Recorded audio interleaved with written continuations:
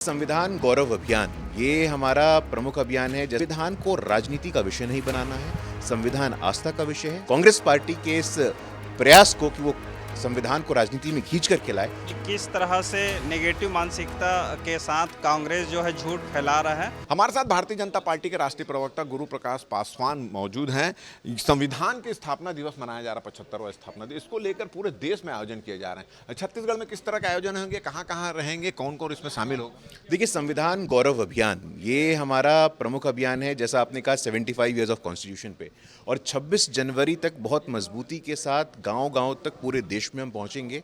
और कांग्रेस पार्टी का जो संविधान के प्रति अपमानजनक रवैया रहा है, कांग्रेस पार्टी का बाबा साहेब अम्बेडकर के प्रति जो दुर्व्यवहार रहा है, ये हम बताने का काम करेंगे। मूलतः इस पूरे अभियान के केंद्र में यह है कि संविधान को राजनीति का विषय नहीं बनाना है, संविधान आस्था का विषय है, संविधान श्रद्धा का विषय है। और लगातार प्रधानमंत्री मोदी जी ने संविधान दिवस को विधिवत घोषित करने की बात हो, बाबा साहेब अम्बेडकर के जुड़े हुए स्थानों को तीर्थ घोषित करने की बात हो, ये काम हमारा है। कांग्रेस पार्टी समझती है कि संविधान पे उनकी बपौती है, संविधान पे उनकी ठेकेदारी है। ऐसा नहीं है। संविधान 142 करोड़ लोगों का है। संविधान 142 करोड़ लोगों के आस्था और विश्वास के केंद्र में। तो कांग्रेस पार्टी के इस दुष्प्रचार को, कांग्रेस पार्टी के इस प्रयास को कि वो संविधान को राजनीति में खींच कर खिलाए, उसके विरोधी अभियान की। कांग्रेसी आरोप लगाते हैं कि आप बाबा साहब अम्बेडकर के नाम पर भारतीय जनता पार्टी राजनीति करती है। देखिए, ऐसा है कि बाबा साहेब अम्बेडकर को जीते जी किसने अपमानित किया? बाबा साहेब अम्बेडकर 1952 में सदन में ना जाएं, ये किसने प्रयास किया?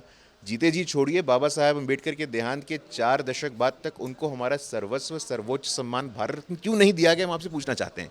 कांग्रेस पार्टी चाहती, नेहरू जी ने स्वयं को दे दिया, इंदिरा जी ने स्वयं को दे दिया। ऐसी कौन सी सामंती मानसिकता थी कांग्रेस पार्टी की जो उनकी रोक के रखी थी कि हम बाबा साहेब अम्बेडकर को भारत रत्न से सम्मानित नहीं करेंगे?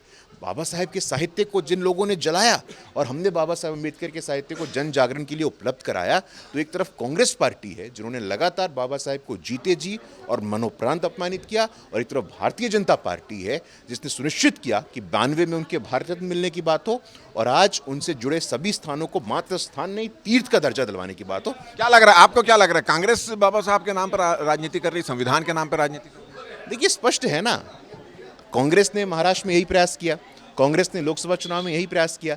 लेकिन महाराष्ट्र जो कि फूले, शाहू और अंबेडकर की भूमि है, उस फूले, शाहू और अंबेडकर की भूमि ने विधानसभा चुनावों में 288 में से 3/4 से अधिक सीटें भारतीय जनता पार्टी के नेतृत्व वाली महायुति को देकर के सिद्ध कर दिया कि कांग्रेस पार्टी का नैरेटिव फेल है।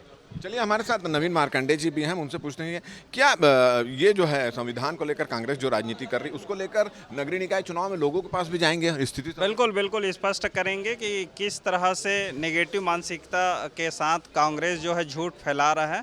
हम उसको जनता के बीच जाकर, ये अवसर भी है एक चुनाव का, और इसी समय हम बस्ती बस्ती और जिलों में कार्यक्रम करके हम उसको स्पष्ट करेंगे कि भारतीय जनता पार्टी ऐसी नेगेटिव मानसिकता को नकारते हुए एक अच्छे स्वस्थ मानसिकता के साथ जनता को संविधान की मूल भावनाओं से जोड़ेंगे। चलिए, तो आपने सुना कि भारतीय जनता पार्टी ने एक प्रोग्राम बना लिया है, कार्यक्रम बना चुका है, गौरव यात्रा वो निकालेंगे। और इस गौरव यात्रा के तहत भारतीय जनता पार्टी के नेता हर शहरों में जाएंगे, पंचायत में जाएंगे, गांव-गांव जाएंगे और ये बताने की कोशिश करेंगे कि कांग्रेस जो है वो बाबा साहब अम्बेडकर के नाम पर राजनीति करती है, संविधान के नाम पर राजनीति करती है, उनका अपमान करती है, और अब चुनाव के समय उसका इस दोनों मुद्दों को उठाकर फायदा लेने की कोशिश करती है। तो संविधान को लेकर, बाबा साहब अम्बेडकर को लेकर कांग्रेस की जो सोच है उसको घर घर जाकर बताएंगे।